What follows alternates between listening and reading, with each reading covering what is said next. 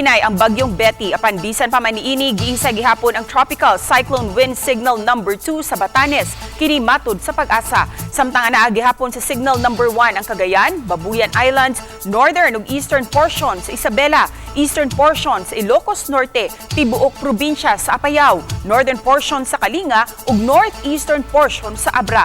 Nasigpatan sa PAGASA ang mata sa Bagyong Betty mga 320 kilometers sa silangang bahin sa Itbayat, Batanes. Aduna kini gikusgon nga hangin nga moabot sa 120 kilometers per hour. Ugma sa gabii o kaha sa Biyernes sa buntag, posibleng mugawas na sa Philippine Area of Responsibility ang maong bagyo.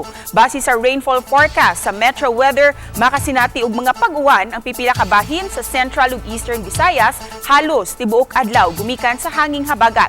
Mahimangno lang mga kapuso, ilabi na diha sa Northern ug Eastern Samar nga baluron ang kadagatan karon ug delikado ang tanang sakayang pandagat.